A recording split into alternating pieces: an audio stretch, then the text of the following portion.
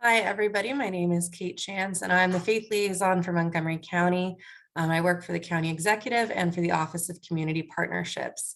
The role of the Office of Community Partnerships is to connect various community groups with county government and to make sure that the voices of those in our communities are heard within the county government.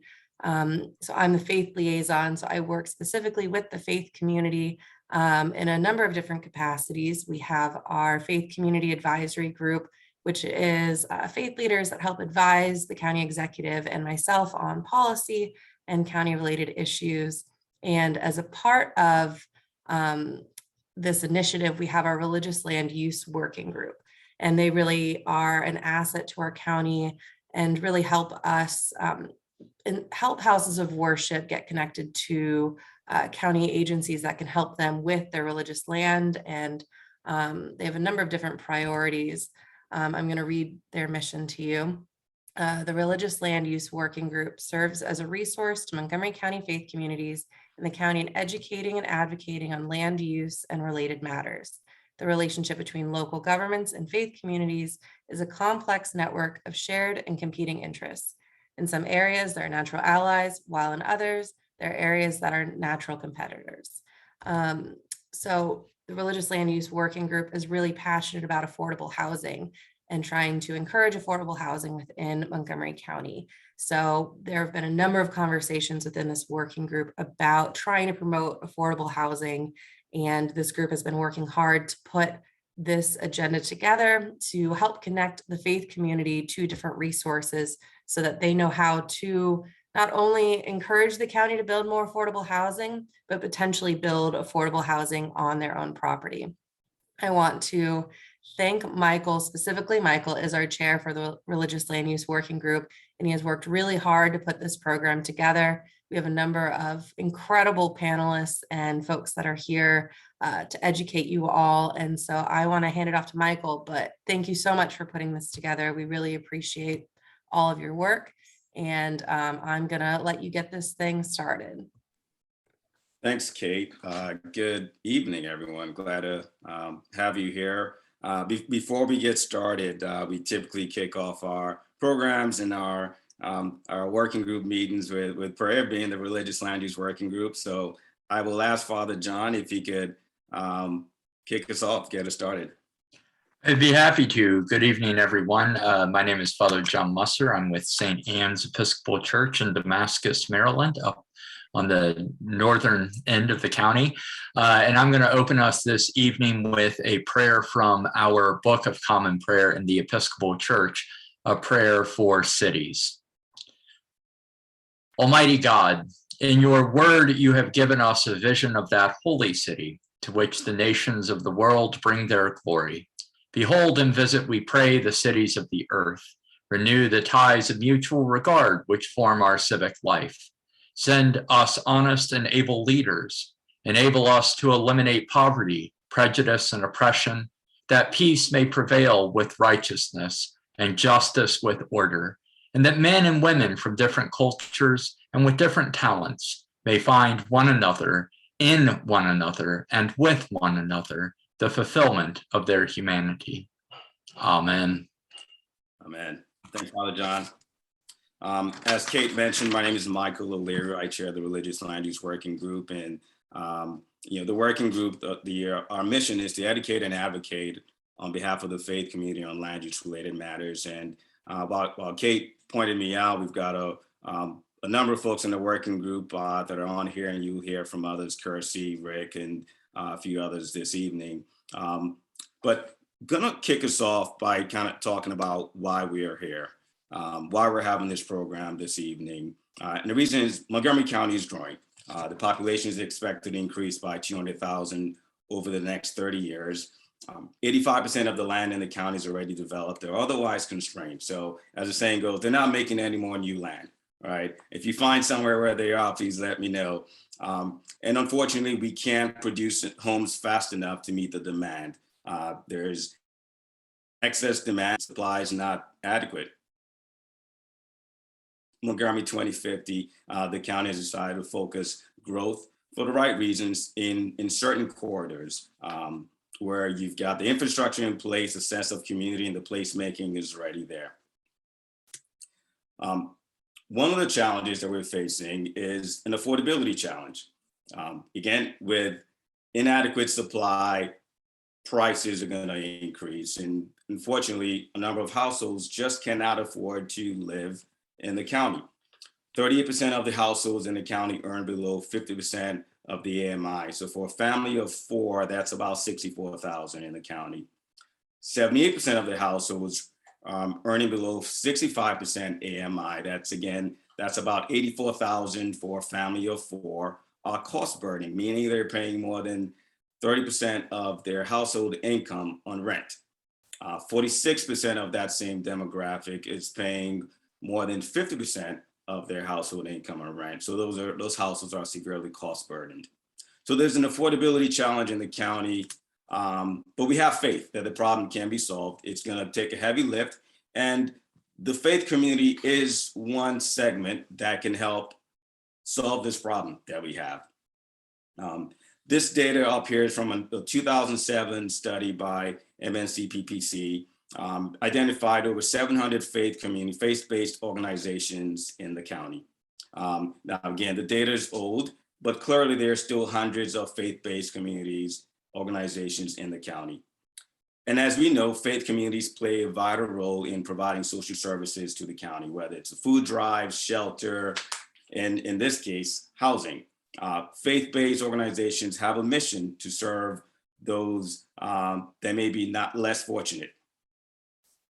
And faith-based organizations also tend to locate along major corridors in close proximity to large population centers. Again, going back to the fundamental part of Thrive 2050, which is corridor-based development.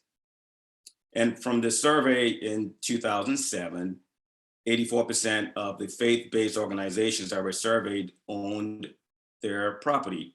Now, clearly not all of these properties are suitable for affordable housing. Either they're not large enough, they're not in the right locations in a variety of reasons, but some are.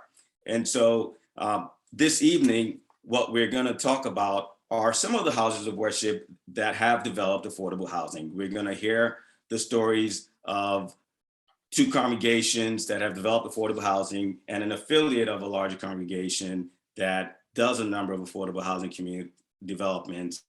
And so we're going to hear those stories and hopefully inspire other congregations to look at their property, and if they have excess underutilized properties, consider affordable housing and expanding the mission that they have beyond whether it's a food drive or other things to meet the need for affordable housing in the region.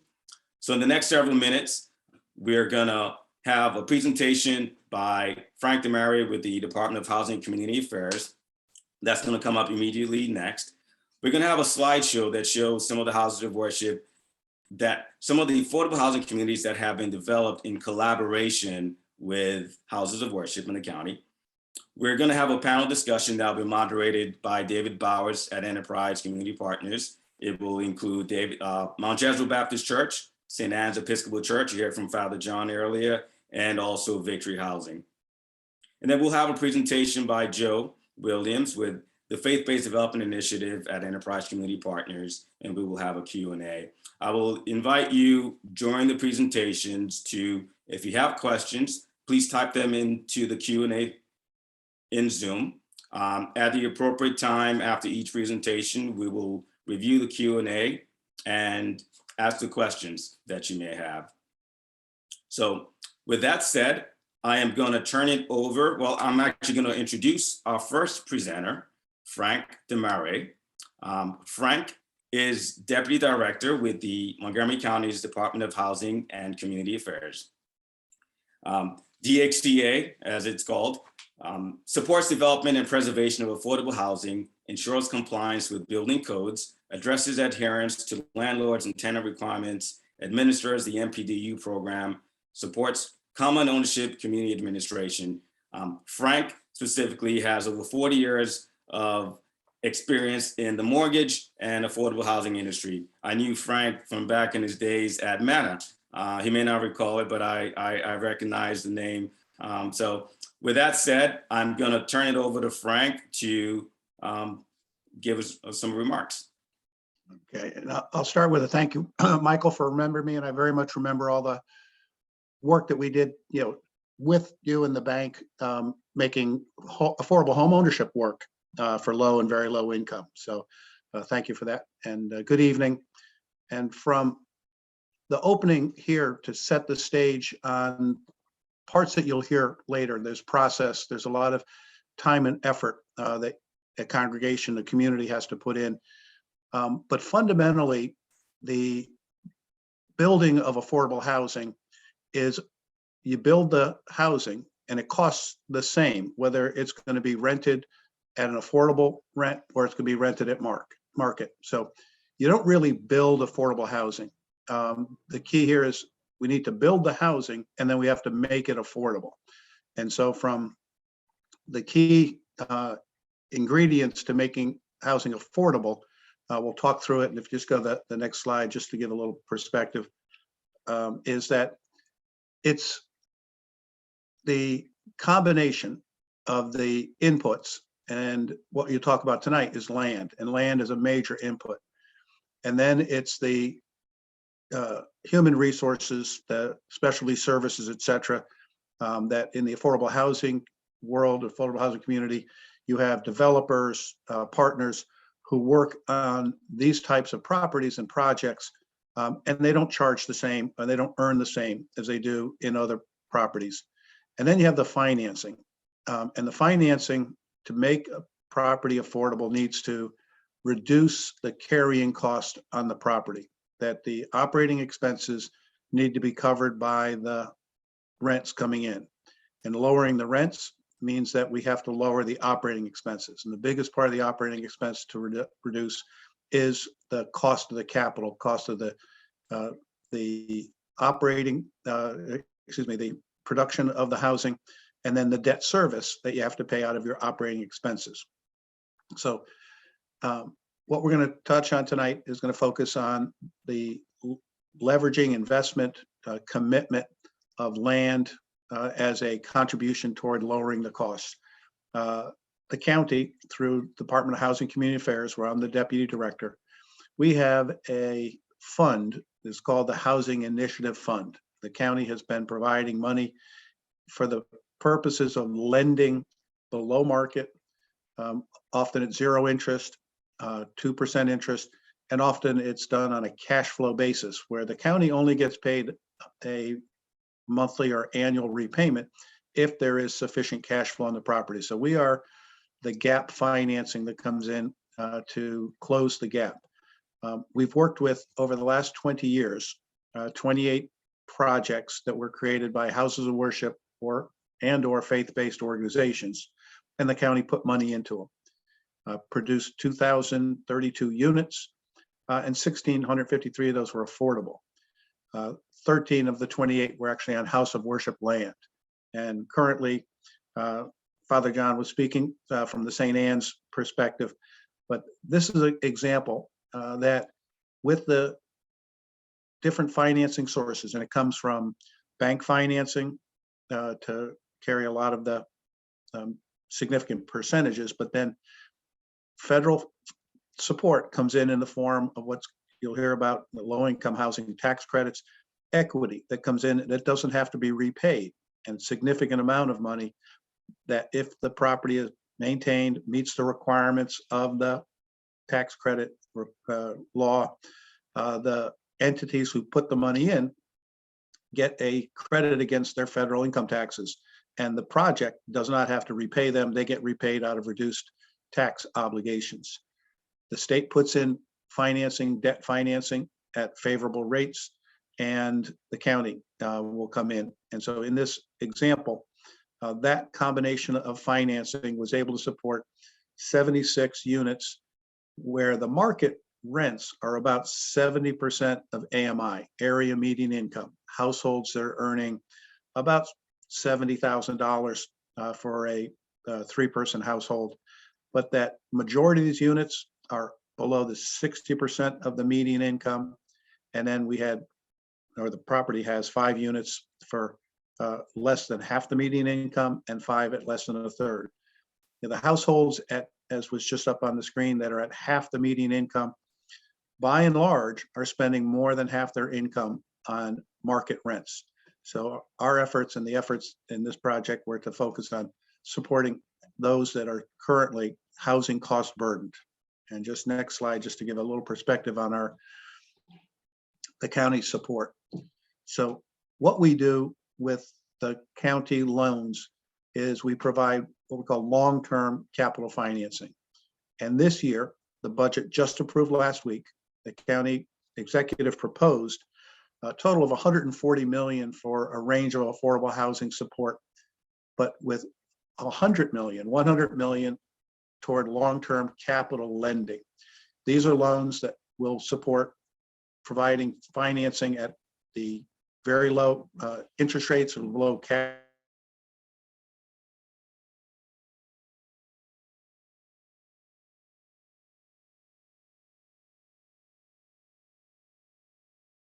Financing and with the low-income housing tax credits.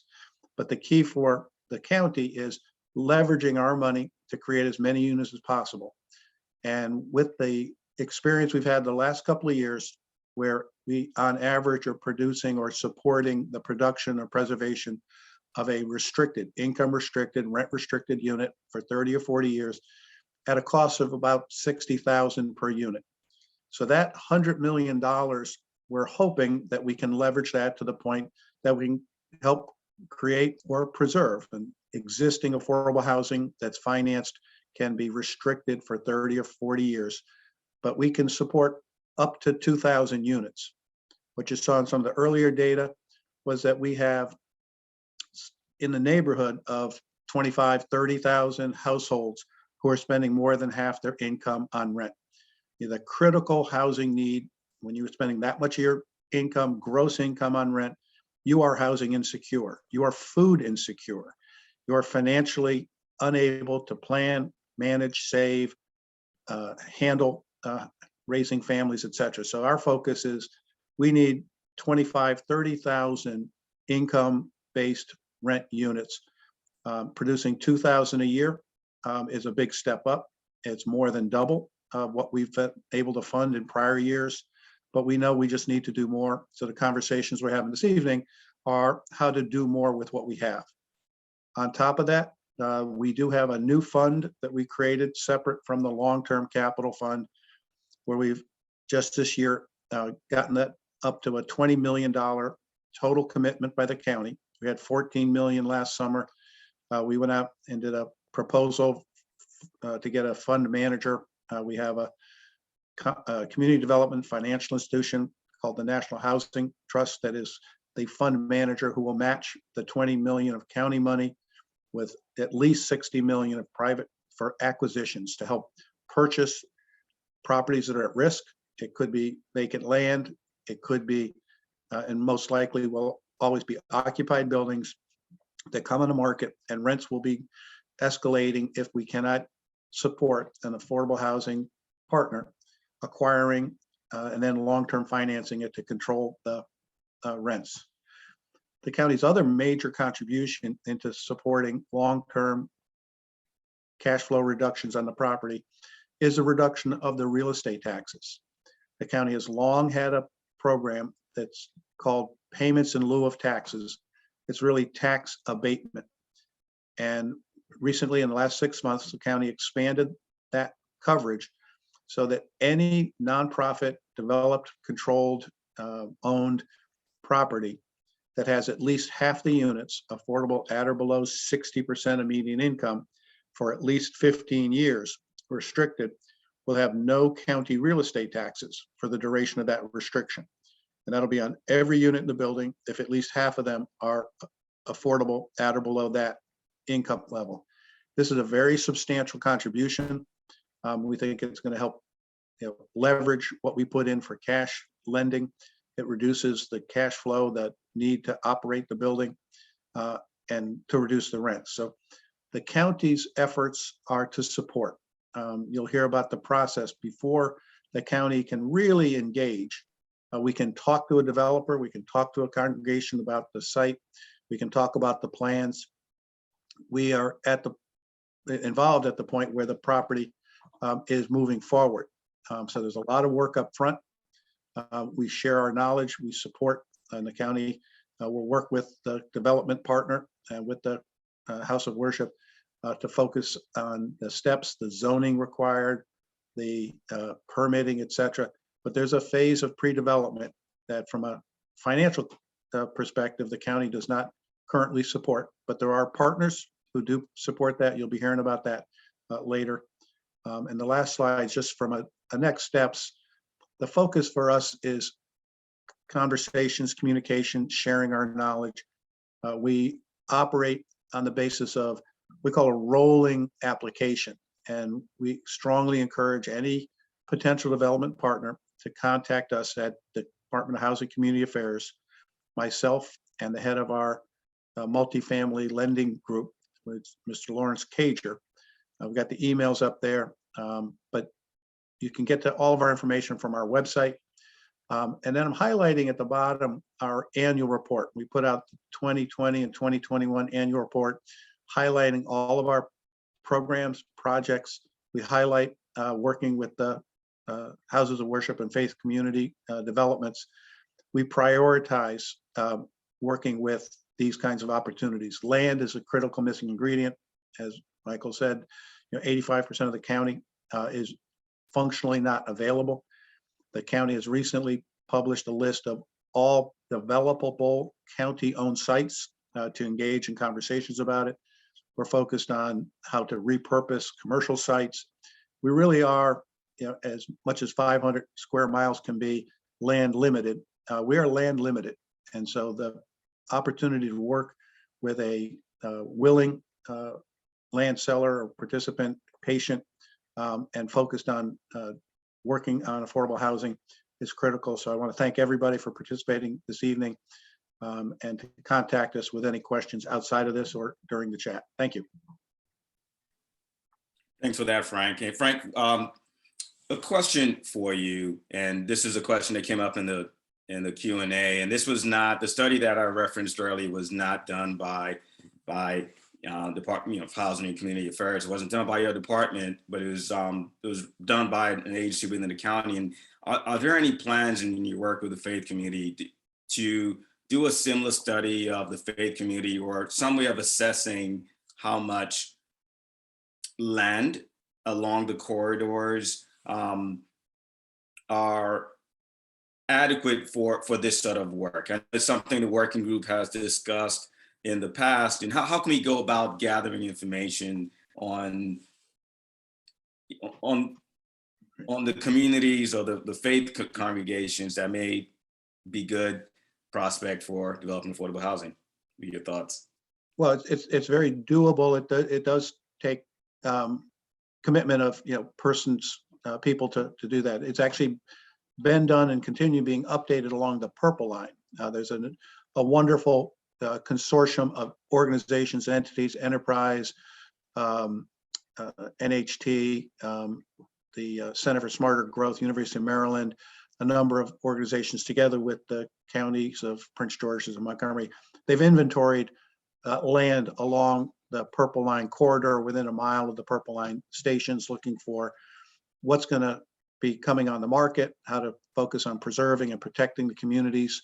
But from a general land use, the planning department, Montgomery County has the planning board, planning department, which does these kinds of studies. The data you had there was from the preservation study, which actually includes a lot of specific property identification and at risk, meaning properties where current rents are at greatest risk of increasing.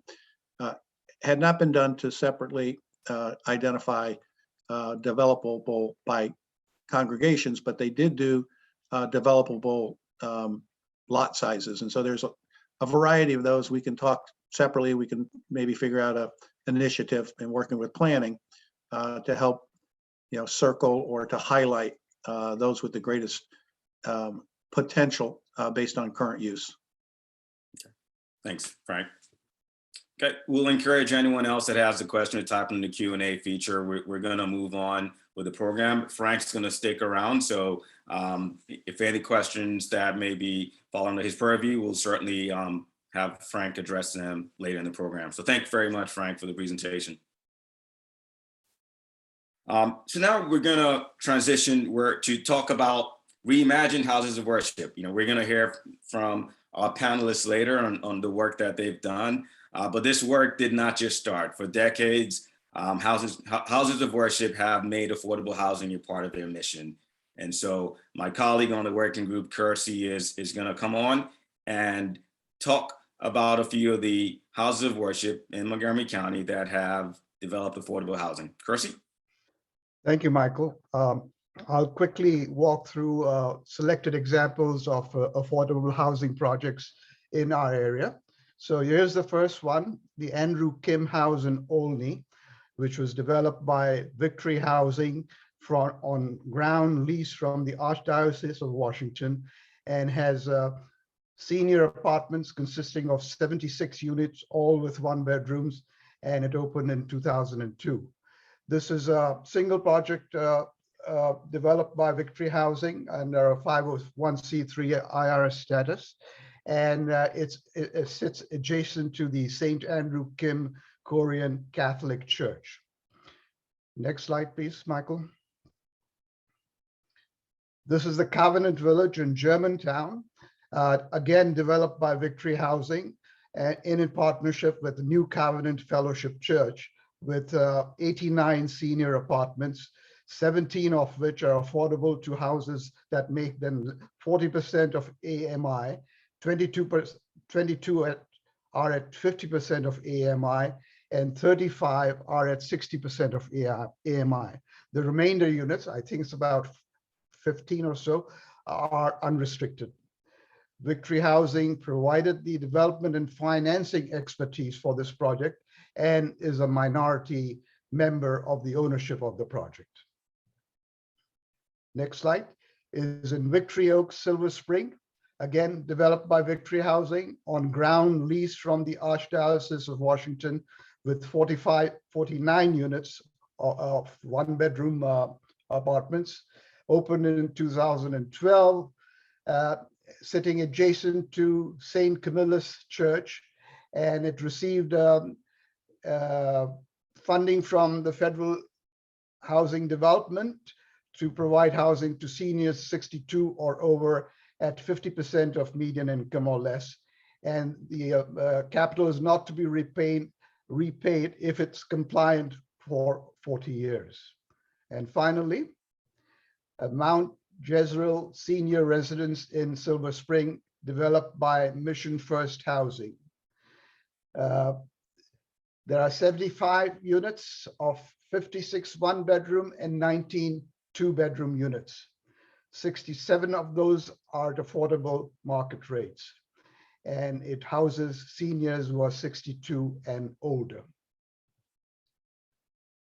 And I'm sorry, this is the final unit. It's in operation. The groundbreaking occurred in 2022, this year. It's called the St. Anne's Episcopal Church Damascus Unit on affordable housing. It's going to be developed by Mission First Housing with 75 units for seniors 62 and older. And the rents are to be between $600 to $1,500 monthly.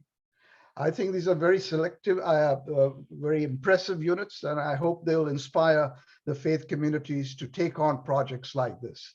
Thank you, Michael. Thank you, Kersey. So with that, we are going to transition to the panel discussion. Kersey showed the example of St. Anne's, and Mount Jezreel is on there as well, and we had a couple of examples from Victory Housing. And so we're going to dig a little bit deeper into some of those projects and talk about how they came about. So I'm going to introduce our panel. I'm going to start off with David Bowers. David Bowers is the Vice President and Mid-Atlantic Market Leader for Enterprise Community Partners. He also serves as a Senior Advisor for Enterprise's Faith-Based Development Initiative. His work includes facilitating affordable housing and community development transactions and policy implementation in collaboration with public and private sector stakeholders in the Baltimore and Washington, D.C. metropolitan areas. His office provides access to financing, capacity building, and technical assistance to local developers.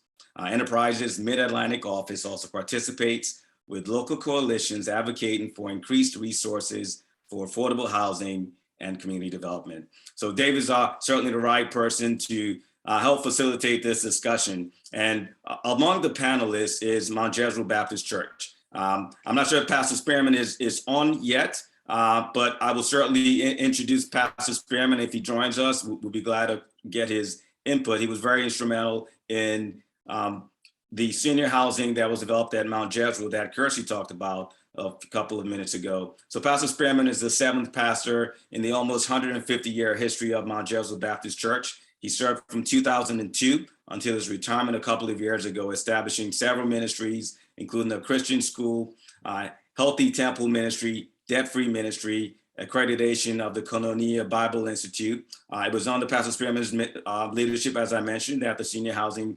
community at Mount Jezreel was built. They had the groundbreaking in 2017 and completed in 2018. While he's got a number of great accomplishments, in my opinion, his greatest was a wedding ceremony he performed in almost 12 years ago today. It was my wedding, in case you were wondering. So Pastor Spearman always has a special place in my heart. Also with Mount Jezreel Baptist Church is Paul Rowe. Paul Rowe is now retired. He spent over 20 years as principal of Paul Rowe and Associates, a development consultant and owner's representative to public housing authorities. From 1995 to 2016, Paul implemented a variety of housing and community development projects in a project management consultant capacity with emphasis in large-scale mixed finance revitalization projects. Paul's experience including structuring and negotiating mixed income, mixed use, mixed finance development transactions that involve conventional tax-exempt federal, local grant and tax credit financing for over a dozen public housing authorities. As a member of Mount Jezreel Baptist Church, Paul was instrumental in navigating Mount Jezreel through the development process. So I'd say Paul's got a mixed experience in affordable housing development. And from St. Anne's Episcopal Church, we've got John Musser, Father Musser. Father John is a native of St. Louis, Missouri, and is the rector of St. Anne's Episcopal Church. He is a 2017 graduate of Virginia Theological Seminary and previously the assistant rector at St. Francis in Potomac. Father John has previously served All Saints Church in Chevy Chase, Church of Ascension, St. Agnes in DC, and All Souls Church in DC. He's especially skilled in pastoral care, counseling, conflict resolution, and he has even worked on another senior housing project. So this is his second. And with Victory Housing, we have Jeffrey Blackwell. Jeff joined Victory Housing in 2005. His primary leadership responsibilities include overseeing the financing, design, construction, and lease up of both existing buildings and new communities. Jeff manages architects and engineers, general contractors and consultants. In addition, he develops and coordinates often complex, multi-layered financing strategies to fund Victory Housing's communities. He has a background in taxable and tax-exempt bond financing, as well as low-income housing tax credit, HUD Section 202 program, and other funding sources. So clearly we've got a very experienced group from the congregation side, from the developer side, and a very experienced moderator to help facilitate this. So David, I'm going to turn it over to you.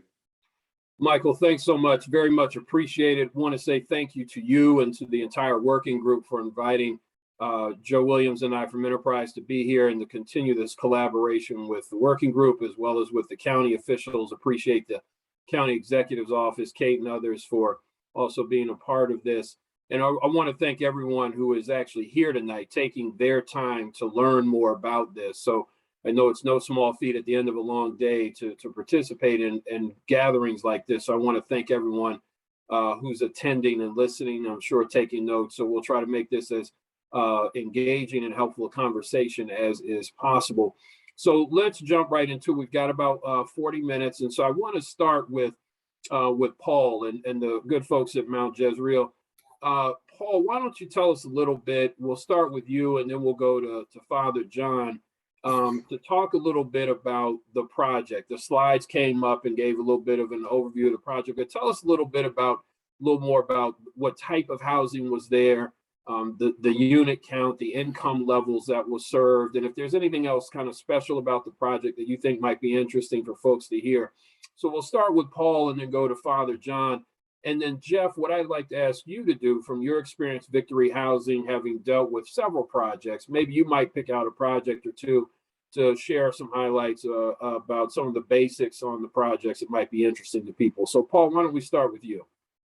Yeah, David, first, I want to thank you and Michael for having me here. Just know that Pastor Spearman is on the phone line. He's not linked in by computer. He's muted, so I don't know if there's any thing that needs to be done on your end, but he's kind of standing ready to contribute and participate. So just know that. With regard to the project, there was vacant land behind the church. So we had a blank slate to work with. And Pastor Spearman, this is back in 2010, basically shared a vision with me, having found out that I was involved in housing development, and laid out some parameters in terms of what he wanted to accomplish. One was mixed income, affordable senior housing. He wanted to make sure that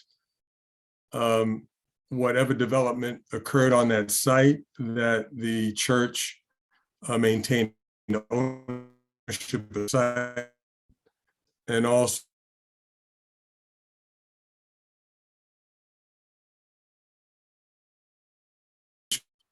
could participate in terms of an ownership interest, which that is part of the vision.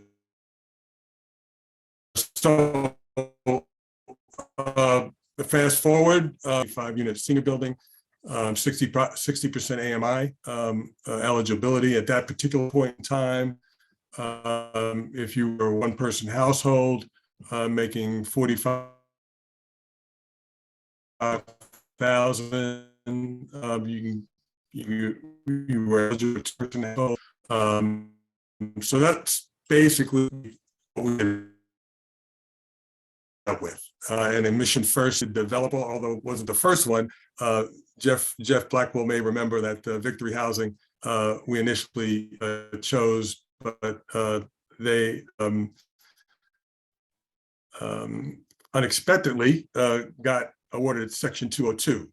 And that was at a particular point in time, major priority and required some capacity. And so they were very upfront and acknowledged that they were in a better position to go forward with that one than with ours. So we ended up going out again, procuring this particular time Mission First, and so worked out fine.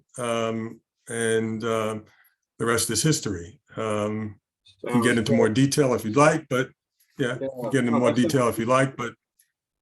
Thanks, Paul. We appreciate that for sure. Father John, why don't we hop over to you next? Thank you. And thank you again, Michael, and everyone that's organized this for inviting me. And thank you for fostering the conversation. I mentioned at our groundbreaking, which I think was previously noted, very, very recent. We broke ground April 1st, so still fresh, a fresh transition for us into the actual construction phase. But I mentioned being from St. Louis, I think in baseball metaphors. And so, in a significant sense, I was the closing pitcher coming in at the bottom of the ninth, 2 outs, on the board. A lot of this had already been done. I was called as rector in November of last year. And when you think about the multi-year process and the kind of time and labor that goes into getting all of the materials in place, getting all of the signatures in place, getting all of the proper regulations and everything with the county set, that all had largely been taken care of before I arrived.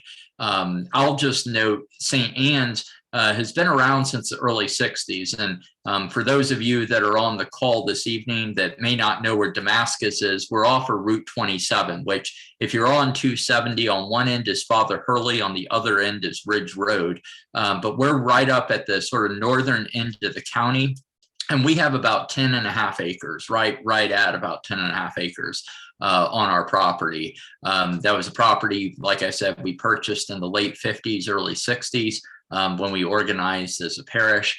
And we had kind of sat on it for a number of decades. And about, I would say, 10 years ago, maybe a little bit longer than that, they began to discuss as a congregation what they were going to do with that property and explored some different options and opportunities. This was not the first construction idea. There had been some other concepts floated. And under my predecessor, they came up with this idea of connecting in with affordable housing. And so that process in earnest began with for us in 2015. And basically the plan, which has now come to fruition, is that we subdivided our property so that 10.5 acres became 7 acres, that the property that is still maintained as sort of the church property proper. And then 3.5 acres are dedicated to the affordable housing building. And then those were subdivided into 2 separate lots. So I can get into some of the more detailed discussion about our process of discerning that and sort of seeing the project through. But at the outset, like I said, this really began in earnest in 2014, 2015. So this was a 7 to 8 year project for us, just getting to the construction phase. Great. Father John, thanks so much. Appreciate it. As we transition to Jeff, I'm just looking over so that folks may remember for, Mount Jezreel, and we've heard from St. Anne. So Jeff, maybe you can give us a little insight on a couple of projects you've worked in and give a kind of description of what these projects may entail. Oh, you're on mute, Jeff.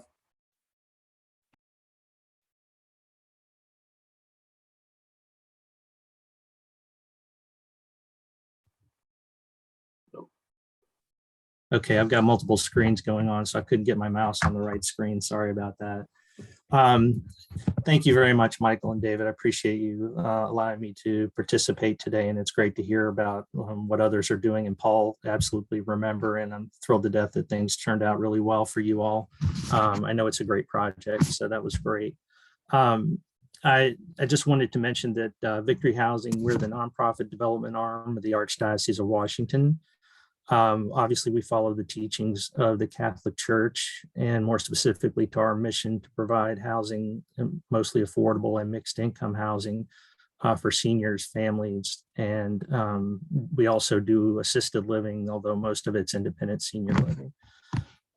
In the package that Kirsty was referring to, I'll just highlight real quickly Covenant Village, which is a part of New Covenant Fellowship Church in Germantown, Maryland. This is a project actually that we found out the Department of Housing and Community Affairs, Frank's group, approached us along with the church, seeking experience in terms of development, whether it be the financing or putting together all the zoning and the other issues that developers have to go through in order to make these deals work. And so we partnered up with them, and similar to, I think, Paul's role at Mount Jezreel, they had a sort of development consultant, basically, who did not have the background experience that Victory does and the track record of having done these projects. So we worked closely with her as well as the church to provide 89 units. I had to look down for a minute. 89 units of affordable housing for seniors. And just touching on, their mission was to, or their decision was to, they really wanted to do affordable housing for seniors. They wanted to do it for independent seniors, and they wanted it to be long-term affordability. So they already owned the land. And then we came into it, and we've remained a partner in the transaction, although we're a minority member, which means that the church itself has control. It's often these type of transactions, the legal structure looks like, the limited partners and tax credit deals have all the control due to the partnership interest, but the church retains control of the property, and it's turned out very well. The other properties that Kirsty highlighted, and there's probably 7 others that we worked with the Archdiocese on. They're all ground leased from the Archdiocese, and we work with the local parish in order to develop these projects. They typically, will be approached by the Archdiocese, and if there's land available, discuss with them, what the possibilities are, what type of housing we're talking about. Primarily, again, and this comports with our mission to provide seniors housing. It's typically been independent seniors housing on church land, this ground leased, then to the project. All of those, at least the 2 that were mentioned in here, were Section 202 properties, which means the units are affordable to people at or below 50% of area median income, and also receive project rental assistance for the tenants so that they only have to pay 30% of their income towards rent. I think David, did you want me to go into any more detail, or? You know what? I want to use that as a segue, Jeff. I'm going to start with you, and then I'm going to go next to Pastor Spearman, who I know is on the line. But let me start with you. We want to talk a little bit now in this next block of time about how the projects got done, right? Want to dig a little bit into that to help folks on the line understand how these projects get done. So, Jeff, let me start with you, and then Pastor Spearman, I'll come to you next. Let's start off by talking a little bit about the congregational buy-in, denominational buy-in in connectional systems like in an archdiocese, and community buy-in. So, Jeff, if you have any insights from on that, right? How do congregations tend to get buy-in, particularly if they're in a connectional system where there may be a bishop or a denomination that has to approve? And any insights on how folks have gotten community buy-in? So we'd love to start with you first. And then Pastor Spearman, I'm going to come to you after that and ask the same question. I know at a Baptist church, you've got more of a congregational polity, so more of the decision-making at the local level. So would have you speak about that next, Pastor Spearman. But Jeff, let me start with you. Okay. So as it comes to Covenant Village, as I mentioned, basically the church had done was come up with some ideas of what they wanted to do. And they had this land and wanted to do something within their mission, and determined that it would be affordable senior housing in working with their development consultant. So all the initial work was done with the consultant, who was a member of the church, and then came to us, and we worked closely with them to describe the type of development that they could do. They were primarily responsible for the overall community aspect of it. So I can't completely speak to that, but I do think being a long-term, owner in the area, the type of mission they were trying to approach, made it amenable to getting support from the community in order to do it.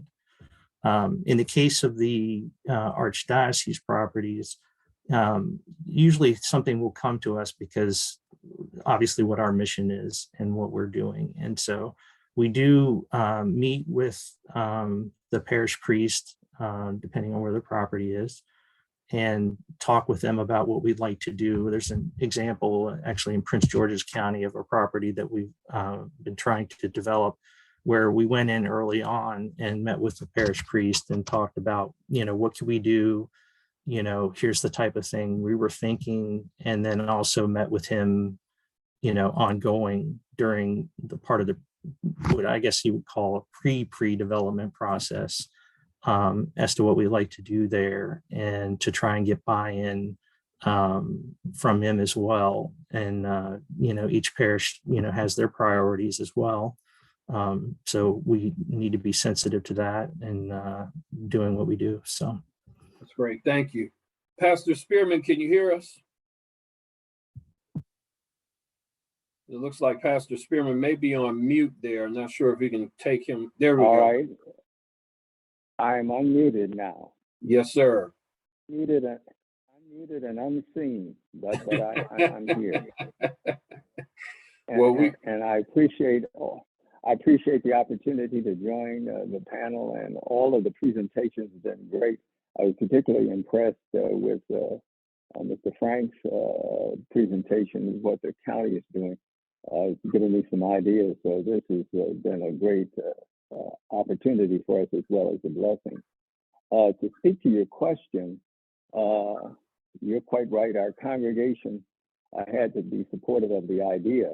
But before I went to the congregation, I had the vision, and we decided to do a survey, an analysis, an evaluation of the needs of the community and the need for low-income housing, low-income senior housing. And we discovered that there was a need.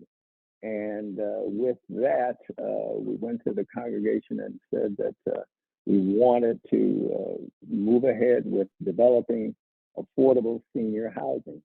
And the congregation agreed to sell, very similar to St. Anne's situation, agreed to sell us 3 acres from 9 acres and separate that. And so for $1, the church sold the Mount Jezreel CDC 3 acres plus for development of the affordable senior housing. Then we did something I think is very important for us. We went to the community. We're nestled between 2 community organizations, civic groups on either side of the church. And we went to those community groups and had several meetings with them and told them our plans, gave them a visual idea of what we were planning to do and how we were going to do it. And one of the important things that I think that helped us with the process, because we didn't receive any opposition from our neighbors, was that we had envisioned 100 units. But the community said, oh, that's too many units. They thought that was too many units. Well, we didn't fuss and fight about it. We said, okay, how about 75? Oh, that sounds better. We said, well, we'll go with 75. I want to emphasize the importance of cooperation and teamwork. A few moments ago, the pastor talked about a sports analogy in St. Louis, the St. Louis Cardinals. But if we can do a football analogy as well, it takes teamwork to really move the ball down the field, both teamwork on offense and teamwork on defense. And that was one of the important things I think that we had teamwork. Was not only the CDC and its development ideas, but we also had great leadership, as I mentioned, from Paul Rowe. Every project needs a Paul Rowe. And with Paul and getting a development partner, which we just outstanding development partner in Mission First, outstanding. But we also, as I mentioned, had community involvement, community support. And then we had the county and state government support and guiding and direction, negotiation back and forth.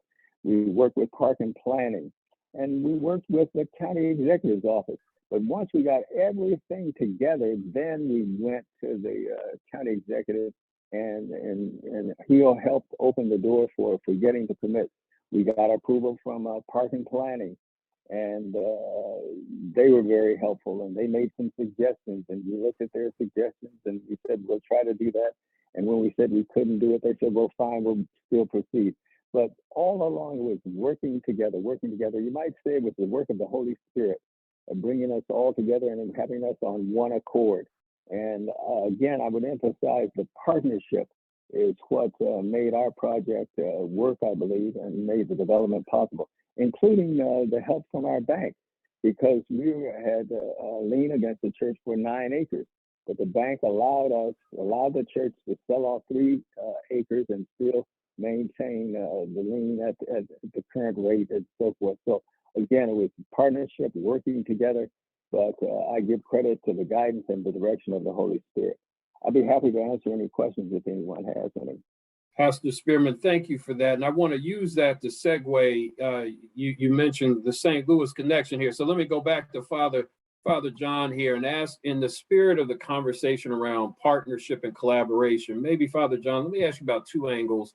And I know you mentioned you got there recently, but any insights about how your church partnered with community, collaborated with community. If you can speak to that a little bit, but also let's segue into the conversation about picking a development partner.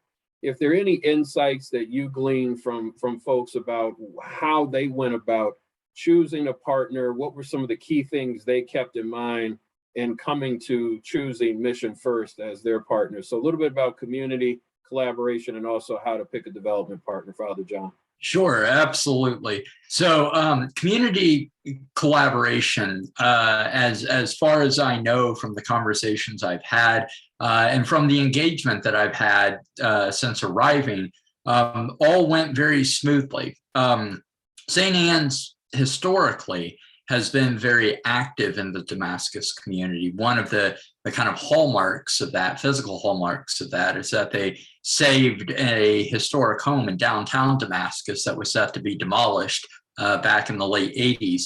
Put it up on a truck and moved it to the church property, and have used it for transitional housing, for refugee housing, for a variety of other purposes throughout time. And so I think it was not entirely surprising to the community at large when the congregation came out with this idea, because that's sort of central to how we are understood as a part of the Damascus community. The zoning conversations, the different hearings that occurred, the comms, the communications that went back and forth with the sort of adjacent property owners, all of that, to my knowledge, went very smoothly, and there weren't any complaints. It's an interesting question, bringing up the discussion around engaging with a partner. I don't know all of the details of that discernment process, but what I can say is that as we were sort of getting the ball rolling, I mentioned 2015. 2015 was the year that we signed our letter of intent with Mission First. So for some amount of time before that, and I think this goes back as early as maybe 2014, possibly 2013, there was some exploration of who might be a good fit for partnering with us. And I know that there were a number of agencies that were engaged in that conversation in those years before they settled on Mission First. The one thing I would note, though, that I think is germane to this conversation is that prior to this particular project, as early as 2010, 2011, St. Anne's was conceiving of the idea of building housing for seniors. They weren't quite at the affordable housing part of that yet, but they recognized that senior housing was a need, at least in the region. And so they started looking at that, and they were told at that time they had, or the diocese had a team come in and kind of do a geographic assessment. And they said, you don't need housing up here. You don't need multi-unit housing in Damascus. There's no need for it. And that may or may not have been accurate. I don't know. But by 2015, that conversation had totally shifted, and everyone was in agreement that this was not only a desire of the community, but a real need for the community. So I think it's one of those things too, where if you discern that it's not the right fit at the right time, don't let that be the end of the conversation. To continue talking, to continue liaising with the community, and continue keeping your ear to the ground, because community dynamics shift very rapidly. Yeah, it's an important point, Father John. I appreciate you bringing that up. What part of what I know, an integral part of what we've been doing at Enterprise through our faith-based development initiative for years is making sure that market study and feasibility analysis are part and parcel of what folks do, and kind of using the biblical story of Nehemiah. You got to go survey the wall. You got to go do a survey of what the actual need is in the community. Just because you've got somebody had a vision, and we don't sell that short. Want to make sure there's a connect between that vision and what the needs are, because oftentimes folks won't know exactly what's on the planning board, what's in the docket, what's coming out of the ground.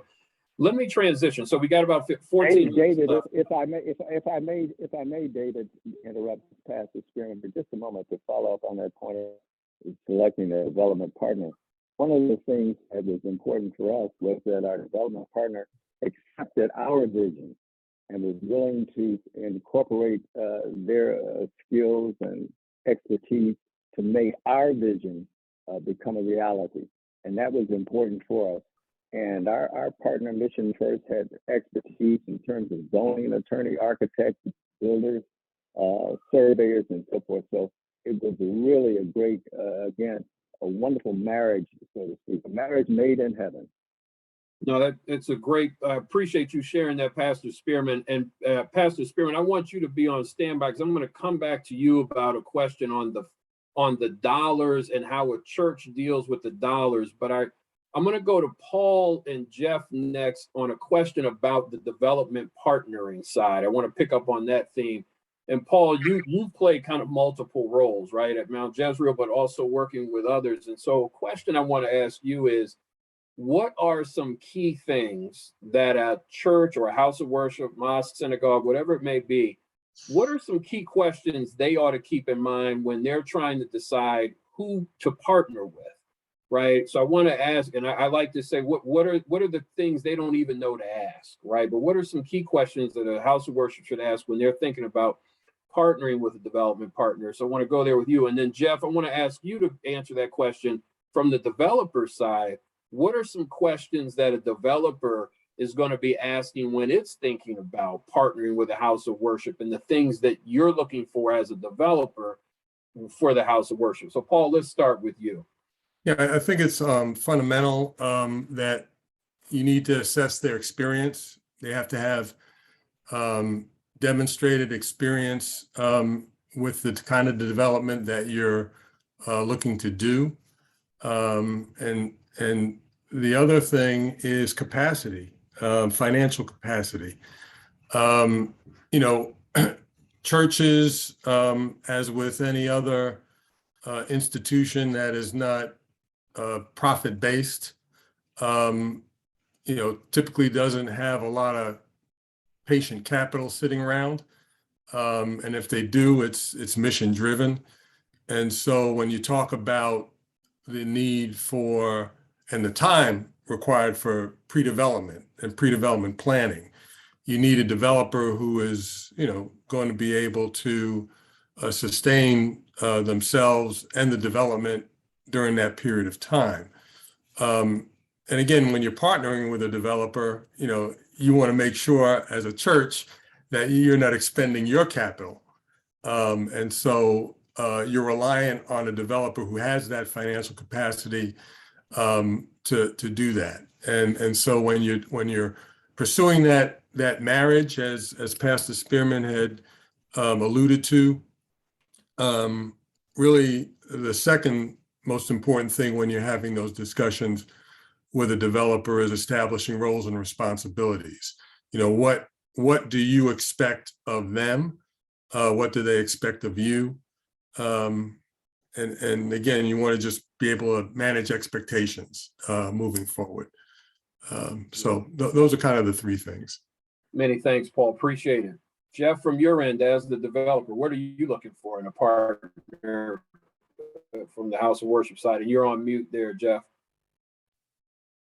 Okay, so just a couple things to follow on that. I think, congregations definitely want to, I think the most obvious is consider the mission of the developer.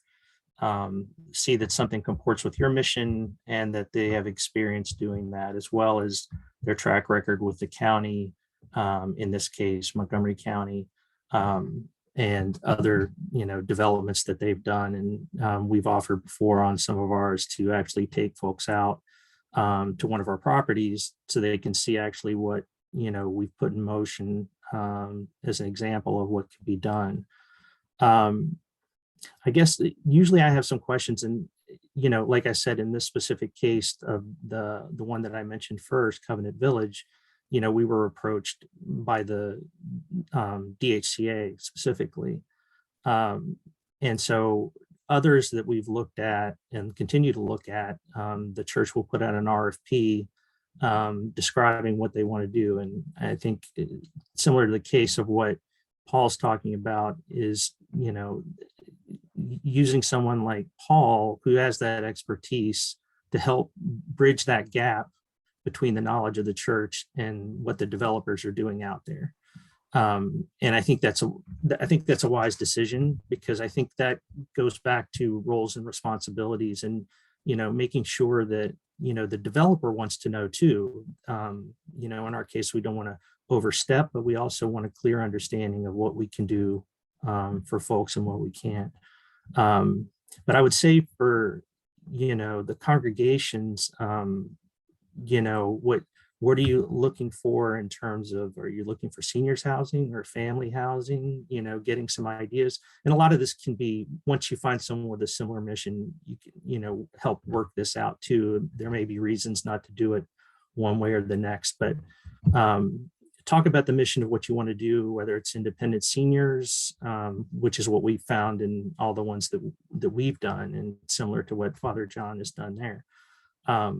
But, you know, family, assisted living. And I think one of the key things was mentioned early on that, you know, I think congregations should talk about is, someone mentioned the word patience a little bit earlier. What's the timeline for what you're looking to do? In addition to the mission, you know, what kind of financial support is the church looking for from it? Whether it be a ground lease with some type of payment or an upfront acquisition cost, or, you know, I would think in most cases the ground lease, but I can't speak to that because the church wants to keep overall control over the long term. And I think, you know, looking to the developer, one thing, you know, we want to know is, you know, how does the, you know, what does the church envision in terms of how the property can work together with the either the parish or the church or whatever it may be, since you're going to be close neighbors, and working there together, and see how there's interaction. I mean, obviously in senior housing, when we're close to a school, it's a wonderful issue, but we have a property in Damascus that's not too far from Father John called Victory Haven. And in that case, we did not have in the legal structure, a neighboring church, Damascus United Methodist Church. However, we worked closely with them since the property was right next to them, and they actually had, the owner was a member of the church. And so we worked with them, and they helped facilitate the work with the community in that. So I'm probably rambling on a little bit here. So David, you can sort of. I appreciate it. No, thanks, Jeff. And I'm actually want to pick up on two things you said. Pastor Spearman, I want to come to you on two things that Jeff said. One is about money, and one is about interacting with the lives of the residents. And this is actually a question one of our audience members has in the Q&A. So Pastor Spearman, someone asked, what role, if any, does the congregation play in the lives of the new residents in the building that's been built? So has there been any interaction, intentionally or otherwise, kind of organized or informally, between members of Mount Jezreel and the property? Well, it just so happens that a number of the residents are also members of the congregation. The church is in walking distance of the sanctuary, senior housing facility. And so there is that interaction. And then if there are activities that require more space than the sanctuary has, the church is always open to providing that and facilitating that sort of activity. So there's been good interaction between the church and the residents of the sanctuary. That's great. And Pastor Spearman, let me ask you one other question about finances. So Jeff alluded to this. From the churches, the house of worship's perspective, can you talk a little bit for a minute or two about what were some of the financial issues that the church had to consider before picking a developer partner, and then even after you had picked a development partner? Were there issues that you all had to deal with, wrestle with, or as it related to finances and trying to get the project done? I will ask Paul to add a little bit to what I'm saying. But keep in mind, the church sold the land to the CDC. Mhm. So it was the CDC who had the arrangement with the developer. And so the church was out of the picture in terms of providing any finance or looking to provide any more money to the project. It was the CDC that had an agreement with a developer. And fortunately, again, we had a developer partner who had the capacity to cover those pre-construction costs in terms of zoning attorneys, architects, zoning fees, and so forth. And so initially, the CDC did not have to put up any cash directly, and any small matters of fees, such as filing fees of, $10 or $15, $20, the CDC, of course, easily took care of that. But the major financing for the project came from the developer in agreement with the CDC as co-developer.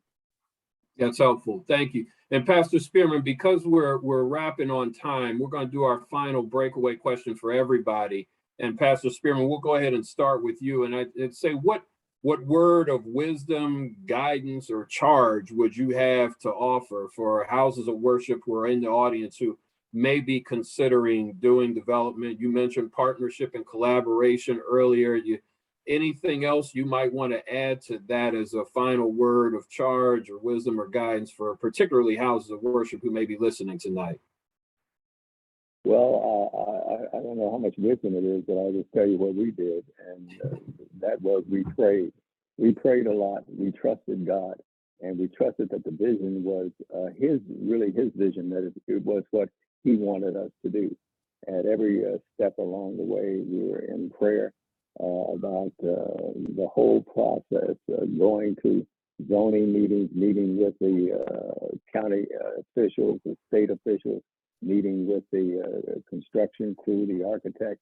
And so we were just constantly in prayer and constant communication with our development partner. I think that's the other aspect. It really was, I believe, a partnership. And again, Paul could add to that if you would like, but it was a real partnership. We really worked together, and we worked together well.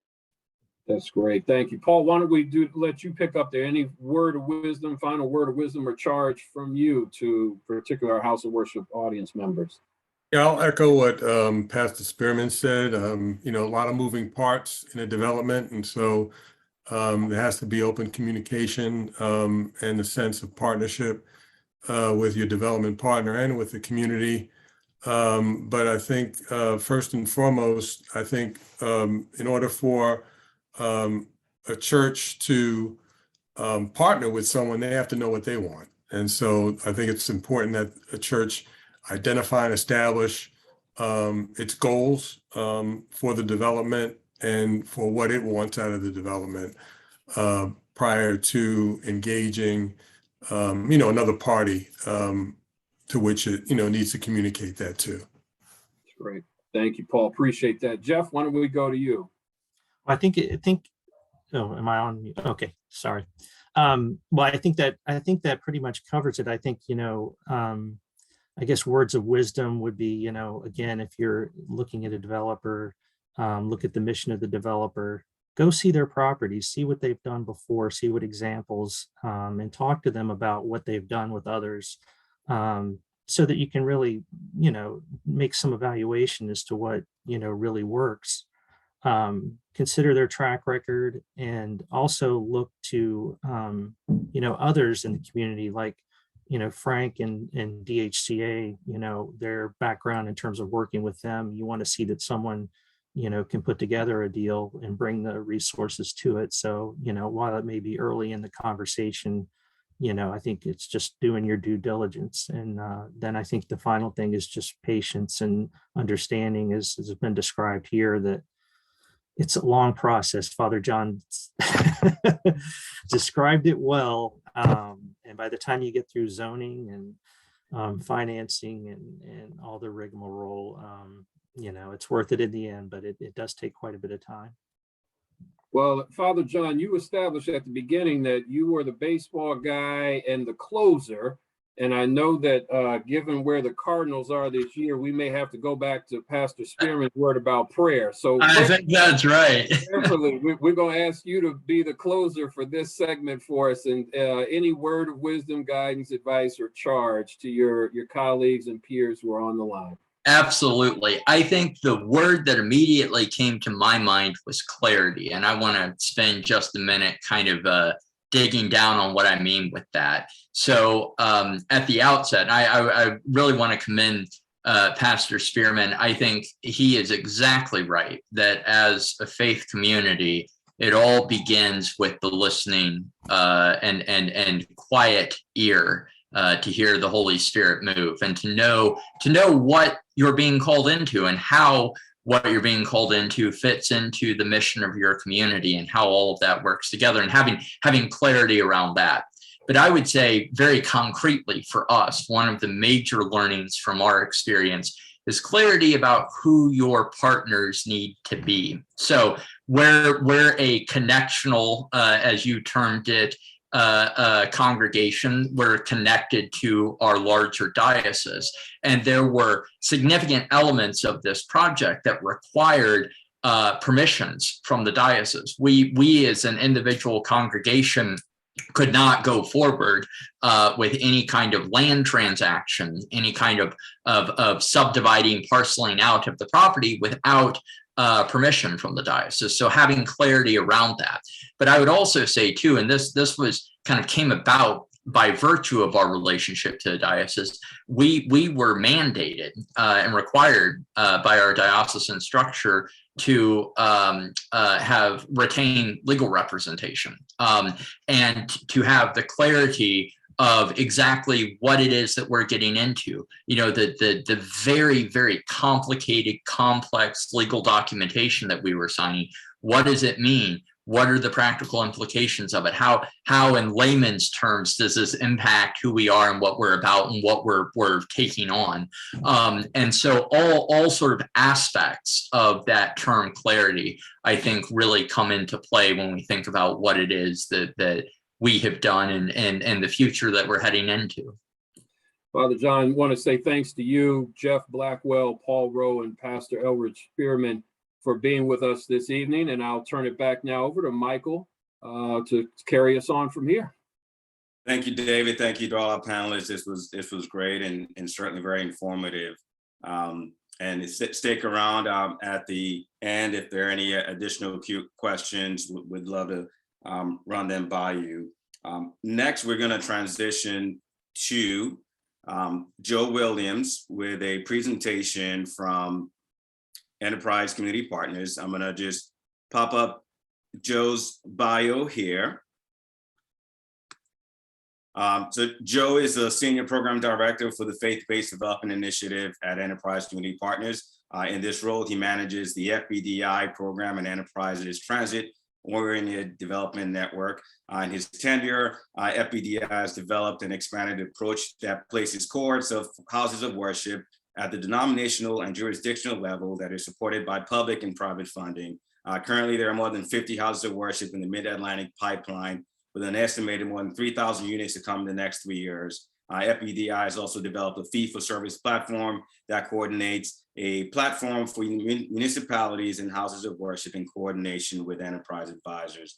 Joe is a minister of 37 years, 27 years as a senior pastor. He is an accomplished author with books Move the Needle and Healing for Rashika. So Joe, we're looking forward to your presentation. I am going to stop sharing and I'm going to put up your the other presentation that you've got, and bear with me.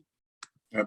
And Michael, while you're doing it, thank you. And thank you, David and others for the panel. I think that was a worthwhile discussion. What I want to do, as we like to say, is to put a bow on this. So our role, Enterprise's role in this process, is to help you, the houses of worship, as you're moving into your discernment process. If we were to bring a contextual place to it, we would say we will help you to be wise as serpents and harmless as doves. But if we want to give a hermeneutical transfer to that, we want to help you to understand that the development process is gangster. And unless you become gangster, you'll get gangstered. The reality is that, Michael, you can go to the next slide for me, please. The reality is that people of faith, we understand that a faith encounter is what helps us to move forward in the things that we're looking to do. And so Enterprise, no doubt, was born out of a faith encounter. I like to tell the story that our founder, Jim Rouse, was encountered by a group of women at the church that he was attending, the Church of the Savior in the District of Columbia. They wanted to save the apartment building. And they came to him and said, listen, we want to keep our building in a way of it being safe and decent and affordable. And we need your help in making this happen for us. Rouse, having been an accomplished developer and has done several different things as any developer would, he did ran the numbers, he penciled it out and said, really, that it won't work. And so the women went away and came back and said, we put down a non-refundable deposit on our building. Now, what are you going to do? And the question came to him, you can say he had an epiphany. What would happen if we were able to put the knowledge and understanding and insight to a real estate development with a faith perspective? Thus was born Enterprise Foundation, and now the Enterprise Community Partners is in 11 different markets across the country. Next slide, please. So we here in the Mid-Atlantic market, our footprint is the District of Columbia, Maryland, and Virginia. Our key focus is the preservation and production of affordable housing units. We have a goal to bridge racial equity gaps in Baltimore and DC. We have this effort of growing the pie, helping people to attain not only the opportunity for available affordable housing, but also to increase their own socioeconomic status, as well as eliminating homelessness. We have done a lot of work since the Faith-Based Development Initiative was started back in 2006. Since 2007, Enterprise has invested more than $2 billion in the Mid-Atlantic region, supporting more than 35,000 units through a variety of tech and new market tax credits, pre-development acquisition loans, and long-term mortgages. Next slide, please. Our work here in terms of our FBDI, as we like to call our Faith-Based Development Initiative, I mentioned earlier, was launched in 2006. It really started out with the opportunity in Southeast DC, helping houses of worship to think about of it making a go and no-go decision. I like to say that our role is to help you to go from conception to construction to completion. The reality is, and you've heard it stated throughout this workshop, that there's a need. There's a need in Montgomery County. There's a need in the region of affordable housing units. And, in 2019, the Urban Institute did an analysis of 800 vacant parcels. I think Michael mentioned this, by houses of worship in Arlington, Fairfax, Virginia, Montgomery County, and Washington, D.C., and estimated that an additional 43,000 to 109,000 new housing units could be built. Next slide, please. So our Faith-Based Development Initiative, you heard me mention it, is we've moved it to a place of where it is what I call local based or place based, because we've created a combination of where we have relationships with a local municipality and a private funding to help the houses of worship to tie the goals of the local municipality to their vision for their community. So we do trainings. Our trainings as a part of our cohort go up for about 6 months. Since COVID, they have been virtual. And we take you through what I call Real Estate 101. Our cohorts now have been at a place now where they're multi-year cohorts. So some are 2 and some are 3. We are right now in the middle of the second year of a cohort in the District of Columbia, where we have 17 houses of worship that are going through this 3-year process. We then were just awarded money from DC DHCD to do an additional cohort of 12 that will start sometime this fall. We're in conversations with Prince George's County to do a pilot there And our goal is to take our model that we've developed and move it around our footprint in the Mid-Atlantic market. You can go to the next slide. So we do trainings. We have catalytic capital. We have technical assistance, and we have legal services, or we like to say development consultants, that are part of our bullpen that will help you to be able to put together a team. I say this to people, that your team needs to be an internal team and an external team. And I heard that what Father John said about how the diocese said that they need to have an attorney on their side. It is important for you to understand that you're going to need to do that, because the developer will have one on their side. I was listening to the conversations of the developers who were around the table. And the developers that you have, between the two that were here and even the mentioning of Mission First, those are mission-minded kind of developers, but all developers aren't mission-minded. They have some are bottom line minded in their thought process. Next slide, please. So we've accomplished a lot. Like I said, we have 1,200 units now in the pipeline. That we have 1,500 that have been produced, in addition to a health clinic. We have in this market given out $2.4 million in grants, $95 million in loans, and $86 million in tax credit equity. We've hosted numerous of trainings. We took the model of a cohort that we had in Baltimore, and we shifted that and expanded that as well. We, in fact, I mentioned that the cohort that we'll be doing in the district, we're also going to be doing a cohort in Baltimore this fall.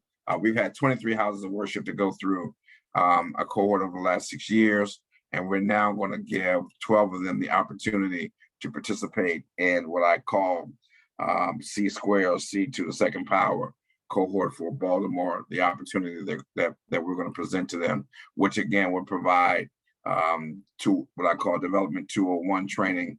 It will provide catalytic grant dollars. It will provide also the opportunity for some technical assistance, both from a development consultant and from enterprise resources. Next slide. Some of you who are on this call who have met with me, I was just thinking about the fact that Mission First is working with a synagogue right now in Wheaton. They're going to produce 90 units of senior housing. They're in the process of working out their final agreement. We provided funding, grant dollars to do a market analysis, feasibility study for them early on, so that they could get to the place of where they are now. Some of you who have met with me on this call, because we do have a running list of more than 15 houses of worship in Montgomery County that I communicate with on a regular basis. But you receive what I call our organizational assessment document. That organizational assessment document is a 9-page document that raises questions that you should answer. Part of some of those questions are in here. They are in this that I'm asking you now, but here are things you need to consider before you start development, before you start thinking about having a conversation with the county, before you have a conversation with a developer. You need to ask yourself these questions.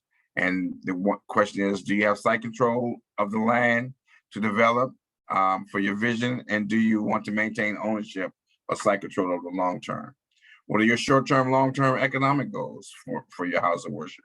Do you expect cash from the development, or are you willing to subsidize the project or break even? Are you willing to contribute any portion of the land value to the transaction? What type of housing community facilities will you develop? What is your targeted market? What is your targeted impact? Do you have an economic empowerment interest, racial equity goals? Do you want to create jobs for local community members as part of development? Do you want to support minority-owned businesses, et cetera? Do you expect to have an active role in the development process? Are you going to be, in partnership, or are you going to separate out? Are you going to sell your land right out? Is there a development team and or main point of contact already in place? A couple other questions I would ask outside of having a real estate attorney. Do you have a firewall organization set up? That's a separate organization. Whether you heard Pastor Spearman mention the CDC, whether it's a community development corporation, whether it's an LLC, that's separating out the development process and being led away from the church, because there needs to be something in there. These are just a few questions that are on our 9-page organizational assessment document that are important. Next slide, please. I will tell you that we have learned in this process that, you know, there's what we call the analysis of paralysis. When you don't move forward because you're afraid of the unknown, it leads to no action. Look, the development process by itself is a journey and not a sprint. I think Father John can attest to that, to what happened at St. Anne's. It is a journey and not a sprint. And so while it is important for you to gather your information and understand what you don't know, it's more important as well for you also to make a decision to move forward, to learn and to grow. The connection to intellectual capital is critical. Understanding what the government system is, understanding how developers work, and et cetera. Again, our role at Enterprise is to help you to become comfortably conversant in the development process so that you can sit down and have a, what I call, as Pastor Spearman even articulated, is that a well-rounded conversation with a developer to be able to articulate what you want and to know what to ask them of what you're looking for from them and in them. So, you know, and we have to understand that you have to have folk that can work for you. You know, you've heard it said that the development relationship that they had at Mount Jezreel, and, you know, was a match made in heaven. Well, I've seen some that weren't a match made in heaven. And I've seen some that imploded. And so having somebody who is mission-minded, who understand that sometimes church folk like to operate on Chronos time.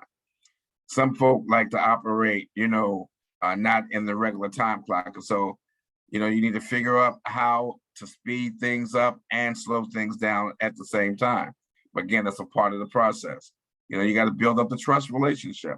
It's one of the reasons why we have development consultants to work with our cohort participants, is because it teaches you how to maintain and manage a relationship with a developer. You know, and everybody needs to be upfront. What is it that we're both looking for? I say this to every faith leader, that when you're a part of the cohorts that we do, you need to be front and center. Because you not only have to get buy-in from your congregation, but you're going to be the face representing this in the community as well. And you need to know what's happening with it. Yes, you need to build a team so that it's not just solely dependent upon you, but you need to be a part of that process. You need to understand what the development process is all about and be able to be knowledgeable in it. You know, I went to seminary. Like I know that many of you that are on this workshop, that are in this workshop.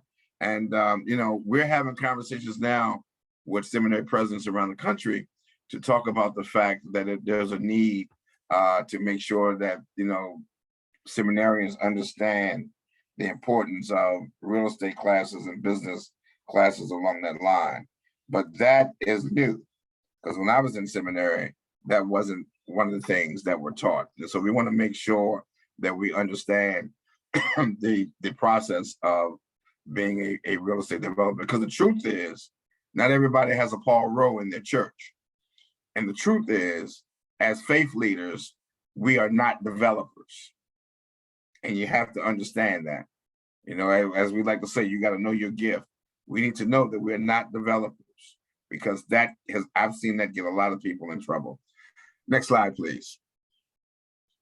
As I close out and I move, bring land this plane, I tell folk that you need to read Nehemiah with a different lens.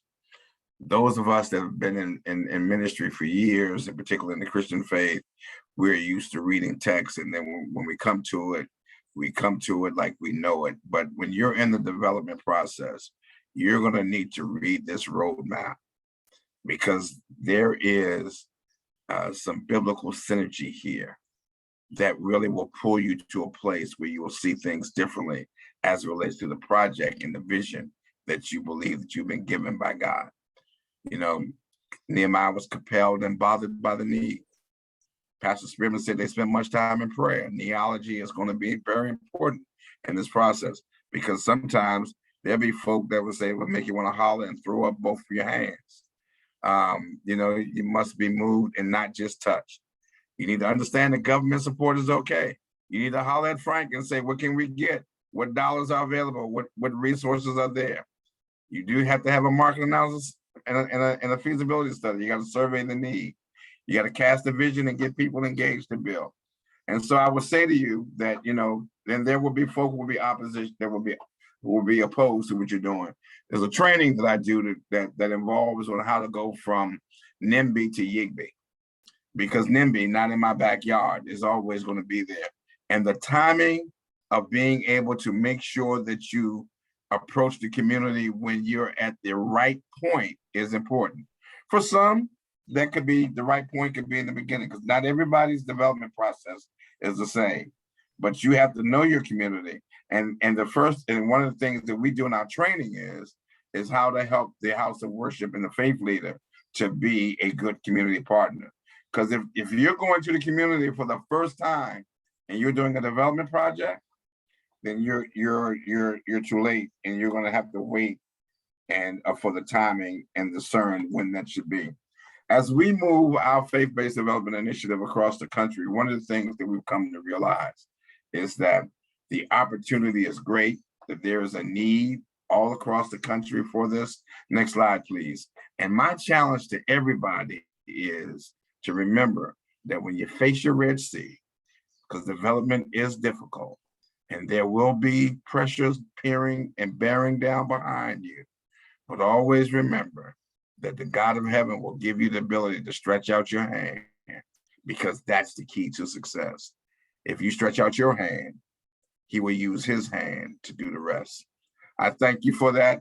And if there's any questions, I'll entertain them at this time. Thank you, Joe. We do have a question in the chat from a colleague, Rick, and I'll read it out.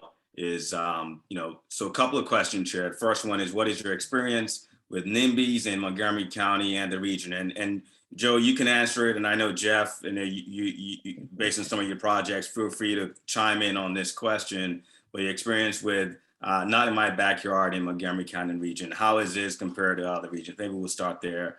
Well, yeah, I think Pastor Spearman talked about it. You know, when you have to get a pulse of what the community is looking for. There are going to be people who are not going to agree. When you use the word affordable, people don't understand that, you know, in reality, all housing is affordable. It's affordable to whom? And when they think of affordable, they think of the, you know, a negative connotation that's associated with it. So what's going to be important for you as you do your market analysis and your feasibility study, and you begin to get an understanding of what's happening in the community, you'll be able then to figure out what the roadblocks might be. And it depends on certain sections of Montgomery County, okay, that question applies to. Because if you're trying to do something in, you know, in $1 million home area, you know what you'll get there. People will certainly say, not in my backyard. But I think it's important for you to understand that there is going to be some opposition. And it can be everything from neighbors. It can be everything from a historic preservation society. It can be everything from just some civic association that wants to maintain a level of control, as it were. But that's when, because you have your hand on the pulse, and you are already a good community member, you'll be able to make that assessment. Thanks for that, Joe. Jeff, if you don't mind hopping on this next one, given your experience developing affordable housing, is, you know, on average, and it varies by site and location, but how much money does a house of worship need for pre-development expenses? So we're talking Montgomery County specifically here. This is all the pre-development side. And the next part of the question is, from where can Montgomery County houses of worship tap into to acquire pre-development money? Enterprise, I know you've got that, and Joe, you may be able to answer the second part of it. But Jeff, if you don't mind, just average pre-development expenses. What are pre-development expenses? What's in that number? Oh gosh, that can range quite a bit from, you know, I've had it go up to, you know, 1.5 to 2 million. You know, I've had it, you know, at different points in it. It can be quite a bit. The unique position we're in is that when we enter into a development, we typically fund the pre-development costs. So to the point where, you know, whether it be a loan through a group, I heard NHT mentioned the CDFI, which does lending, as well as, you know, for our own developments, you know, we bring capital to the table to actually go through the development and put our money at risk in order to make the developments work. Now, of course, that's all subject to agreements that we have to make with the landowner in terms of, you know, how the process will work, you know, and going from there. But that's typically how we've done it. So I don't know if I have an exact answer from my perspective for you, but that's what typically how we work. So certainly it's a big number. Now, before Joe, before you respond, pre-development expenses, for those that don't know, what's that number? What is pre-development expenses? Like, what is in that number? I'll tell you, your big ones are going to be your architect to get to the point where you have plans. If you're going to pick up your permits earlier than the point of closing, and then legal costs, depending on, for instance, if you have large zoning issues, or things like that, that's going to, you know, impact you. There may be other, you know, non-refundable deposits or deposits that need to be made with the bank. You know, there's a litany of things, market studies, as we were talking about, and, you know, appraisals and, you know, surveys you have to do, geotech reports you have to do, environmental reports you have to do. I mean, there's a whole litany of things that you have to do in order to do your due diligence and make sure that before you get too far down the road, that you've considered everything that, you know, could be a risk if you're going to put that much capital into something. And so, and I've seen that number be much less too. I mean, that's including if we had to put up for permit fees, or if something was a very, very difficult zoning process, which we've had and worked through in the county quite a number of times. Yeah, but that's. And Michael, let me say this, that there's no cookie cutter to the pre-development cost, because it depends on the project itself. Every project is unique within itself. While there are some things that may be germane or in general, but, you know, like every project may not need a soil test, or every project may not need an environmental study, and et cetera. It depends on what the project is. And so, as Jeff said, there are some things, your attorney fees, your architect fees, and a few other things that are going to be germane. But there are certain things that may come up that are different. As it relates to acquiring those funds, if you don't have those funds, then one of your avenues is to seek a relationship with a development partner that, as Jeff said, will help to put those funds for you up front.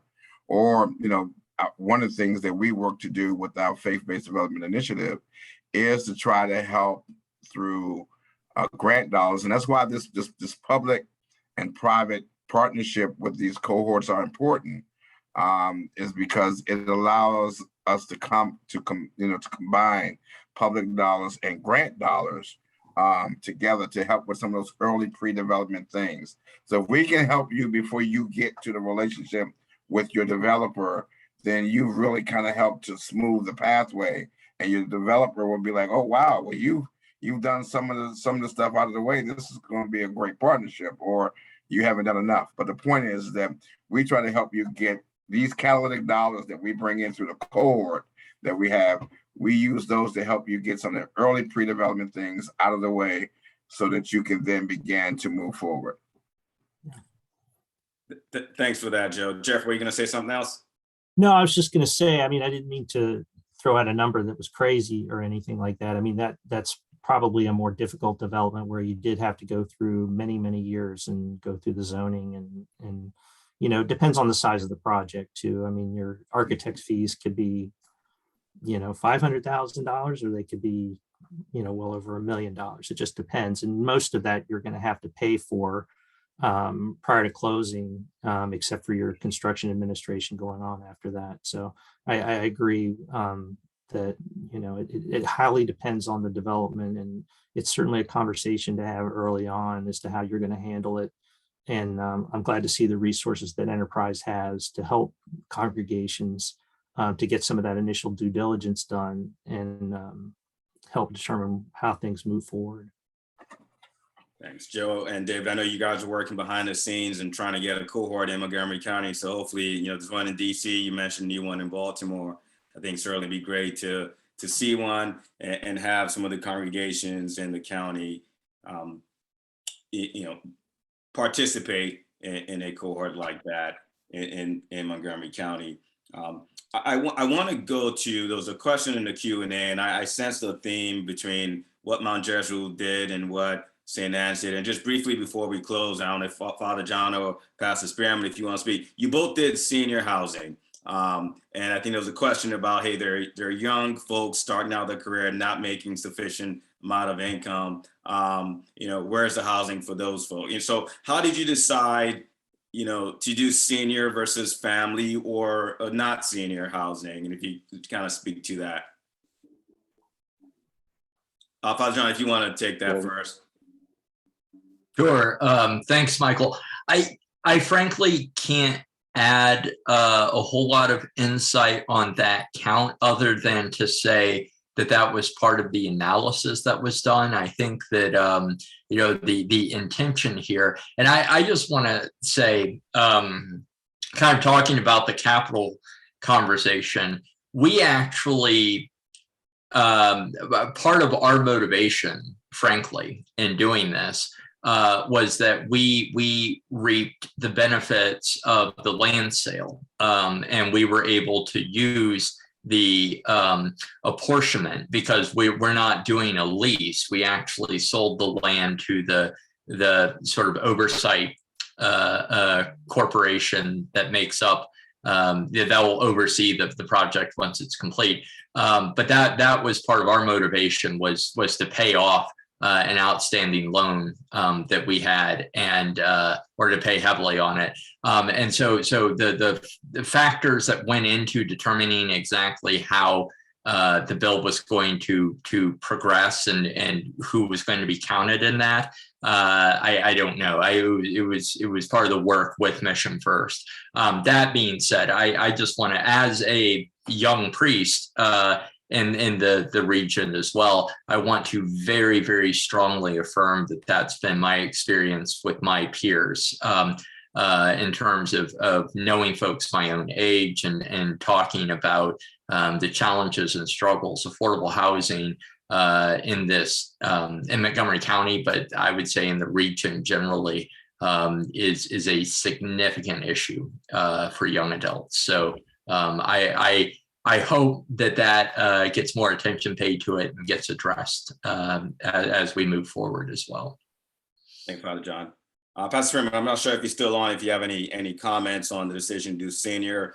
Obviously, we talked about market study being part of that pre-development process, and perhaps the market study says, hey, there's a greater demand for this type of project in this community. If you, Paul, if you're able to speak to the decision to go senior versus family or non-senior. Well, that's it exactly at the time. We're talking about 2010, 2011. At that time, the analysis showed that the greater need was for affordable senior housing. And it also fell in line with, I think, the policies and the visions of the county executive at that time. So I think it was based upon, at the time, of what was needed or what was analyzed as to what was needed at that particular time. And we're talking about, what, 12 years ago, 11 or 12 years ago. At that time, that was the need, foreseen need. Thanks for that, Pastor Spearman. So we're coming up against the 8 o'clock hour here. I want to wrap us up by thanking all our panelists for being on here. From Victory House and Jeff Blackwell, Enterprise Community Partners, David and Joe, St. Anne's, Father John, Mount Jezreel Baptist Church, Pastor Spearman, Paul Rowe. We greatly appreciate the time that you spent here, sharing your expertise, your experiences with us. Certainly want to thank the Religious Land Use Working Group, my colleagues on the call here for volunteering the hours to kind of put this on and advocate on behalf of faith communities on matters that are important to them. Our partners at the Office of Community Partnerships, Kate and her team, we're very grateful for giving us this platform to do the work that we are doing. In wrapping, some of the things I would mention here about vision and discernment and kind of, so it starts with a vision. We're all, houses of worship are mission driven, and having a vision to do something like this, it is a journey and not a sprint. It could be a long, arduous process. And so, it takes persistence, determination. So it can be done, as I believe, as you've seen from the congregations we featured this evening, it can be done. There is a need for it. And as faith, regardless of your faith, we have faith was one of the slides, believers. It's having faith that it can be done and taking the first step towards creating affordable housing in the region. So want to thank you again, all our panelists, our presenters. Thank all of you for hopping on this evening, and take the next step. Reach out to Montgomery County, Frank's office, Enterprise Community Partners. There are certainly a host of mission-driven developers such as Victory Housing out there that can be of assistance. So I'll pause there, Kate, if you have any closing remarks. If not, we'll wrap up. I really want to thank all of our panelists and for Michael for being here, and thank the faith community for showing up and listening to this presentation. If we can convince one person on this call to develop affordable housing, it truly will have a tremendous impact in Montgomery County. So even if you're unable, we hope that you can convince other houses of worship to take part in this really important initiative. I'm going to be sending out a recording as soon as I'm able, so just give me a little bit of time to get this uploaded on YouTube, but thank you all so much for being here. We're really grateful for your time. Thank you. Thank you for the opportunity. Thank you. Thanks, everybody. I see a hand raised. Is that right? Okay.